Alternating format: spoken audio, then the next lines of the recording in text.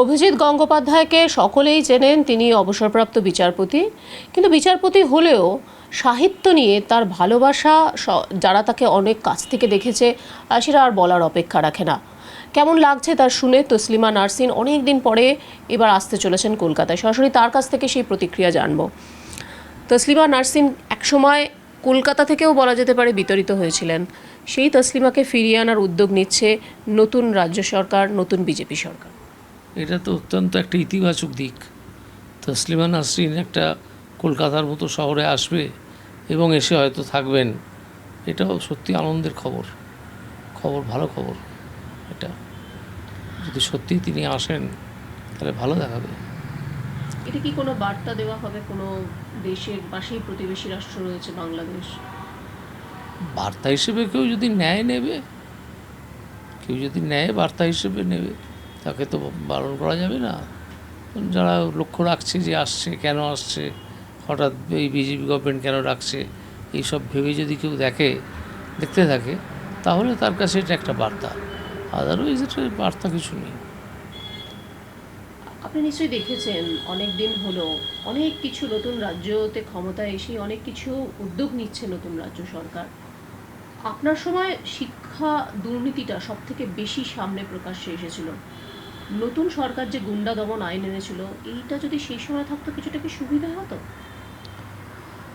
দেখুন, গুন্ডা দমন আইনটা আমি এখনও পড়িনি, তো ওটা থাকলে সুবিধা হতো কি না আমি জানি না। তবে গুন্ডামি যদি কেউ করতো তাহলে তাকে দমন করার মতো একটা আইন বটে, যা ওপর জাস্ট পড়েছি। ওটা ডিটেলসে পড়তে হবে, তাহলে আমি কিছু একটা উপযুক্ত মন্তব্য করতে পারতাম। কিন্তু এখন ওটা পারছি না, কারণ পড়িনি, সেই জন্য। আলটিমেটলি কি ভালো হবে, কি মনে হয়? আলটিমেটলি ভালো হবে, কারণ এই সরকার এটা সত্যি একটা কাজ করার সরকার। এটা লোককে বিপদে ফেলার বা লোককে যেভাবে তৃণমূল গভর্নমেন্ট করতো, যা খুশি তাই করে যেত, সেরকম সরকার নয়। এটা একটা প্রকৃত রেসপন্সিবল সরকার। বিরোধীদের উপরেও কি এই গুন্ডা দমন আইন নিয়ে যে কোনো কাউকে অ্যারেস্ট করা যায়? মনে হয় না। তবে হ্যাঁ, বিরোধী দলে যদি গুন্ডা ঠিক করে ভর্তি, তাহলে তাদেরকে তো ধরাই যেতে পারে। কিন্তু সেরকম বিরোধী দল যদি থাকে বা হয়তো আছেও, তাদের বিরুদ্ধে তো কাজ করবেই এটা। কিন্তু সাধারণত ওই বিরোধী হলেই তার বিরুদ্ধে লাগবে এই কাজটা, এই গুন্ডার দমনটা কাজে লাগানো হবে এই আইনটা। এটা আমার মনে হয় না এটা কেউ করবে। বিচারপতি থাকা অবস্থায় অনেক কিছু তো, অনেক ধরনের অপরাধ আপনার সামনে এসে, শিক্ষা দুর্নীতি তো আলাদা ধরনের। আপনার কি মনে হয় অপরাধীদের এনকাউন্টার নিয়ে আপনার কি বক্তব্য? অপরাধীদের কি সত্যি এভাবে শাস্তি করা যায়? না, এটা তো অপরাধীদের ওইভাবে শাস্তি করার প্রশ্ন নয়। পুলিশ যখন নিয়ে গেছে এবং সেই যখন পুলিশকে ধাক্কা মেরে রিভলভারটা ছিনতাই করেছে, তখন সে একটা নতুন অপরাধ করলো এবং তার হাতে একটা আগ্নেয়াস্ত্র চলে গেল। সেই সময় পুলিশের তো আত্মরক্ষা ছাড়া কোনো উপায় নেই, আত্মরক্ষা তো করতেই হবে। সেই জন্যই তাকে গুলি করা, সেই কথাটাই এনকাউন্টার বলে চলে এসছে, তা নয়। কিন্তু সে বন্দুক কেড়ে নিয়ে পুলিশকে গুলি করেছে, তাহলে পুলিশ তো চুপ করে থাকবে না, তাকেও তো আত্মরক্ষা করতে হবে। কিন্তু মানুষের একটা প্রাথমিক ধারণা থাকে না যে এনকাউন্টার করেছে, বেশ করেছে, তাহলে কি কোথাও গিয়ে আদালতের উপরে মানুষের ভরসা কিছুটা হলেও কমছে? দেখুন, আদালতের উপর ভরসা মানুষের খুব যে আছে তা নয়, সুতরাং কমার প্রশ্ন সেরকম কিছু নয়। কারণ আদালত মানেই লোকে জানে যে এখানে ঢুকলে একবার 10 বছর 12 বছরের ব্যাপার, বাকিটা সহজে হবে না। তো সেই জন্যে এই করেছে, হাতে গরম একটা ঘটনা ঘটিয়েছে, এই দিক দিয়ে অনেকে হয়তো উত্তেজিত হয়ে উঠতে পারে যে যা করেছে ভালো করেছে, উত্তেজিত হয়ে বলতে পারে। কিন্তু একটু ভেবে দেখলে দেখা যাবে যে এটা গুন্ডা দমনের জন্য ঠিক আছে, কিন্তু বিরোধী দলের প্রতি এটা যেন না এগোয়। যেমন বিরোধী দলের প্রতি সিদ্ধার্থ শঙ্কর রায়ের গভর্নমেন্ট করেছিল, সরোজ দত্তকে মেরে ওই কার্জন পার্কে না, ওই ভগৎ সিং উদ্যান এখন যার নাম, সেখানে ফেলে দিয়েছিল। এটা আবার একজন প্রখ্যাত ব্যক্তি দেখতে পেয়েছিলেন, তিনি কলকাতা ছেড়ে কিছুদিনের জন্যে মুম্বাই চলে গিয়েছিলেন এটা দেখে। এই স্কেলে যাবে বলে আমার মনে হয় না, সেই অবস্থাও এখন নেই। এখন দেখছেন তো যে বিভিন্ন তৃণমূল কংগ্রেসের নেতাকে যখন ধরে নিয়ে যাওয়া হচ্ছে ডিম ছুঁড়ে মারছে, কি বলবেন এই সংস্কৃতিকে, কি বলবেন?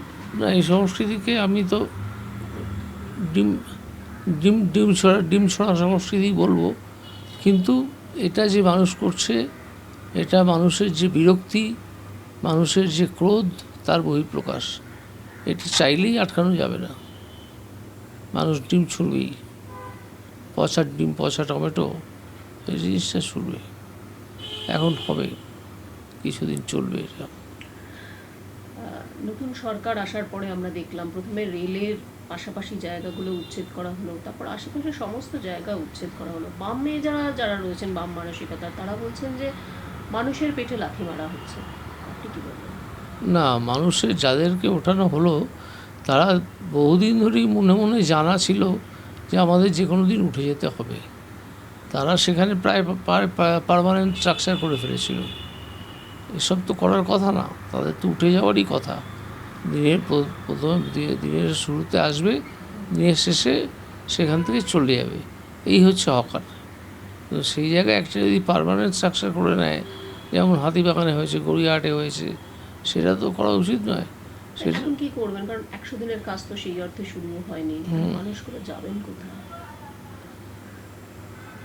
মানুষ ঠিক এত ধরনের কাজ মানুষ জানে যে ঠিক কিছু না কিছু করে নেবে, সুতরাং এই নিয়ে খুব হাউতাশ করার কিছু আছে বলে মনে হয় না।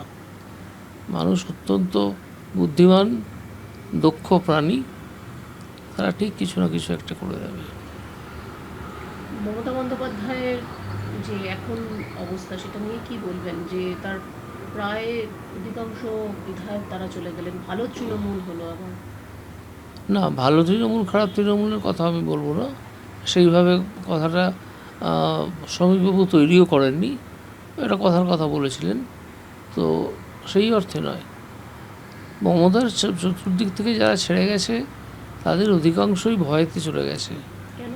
তো ভয় হচ্ছে যদি মমতা থাকলে যদি পুলিশ অ্যাকশন হয়, পুলিশ তাদেরকে ধরতে পারে, বিভিন্ন অপরাধ তো তারা করে বসেছে। এটা তো একটা অপরাধীদের গ্যাং, এটা তো কোনো রাজনৈতিক দল ছিল না, অপরাধীদের গ্যাং ছিল।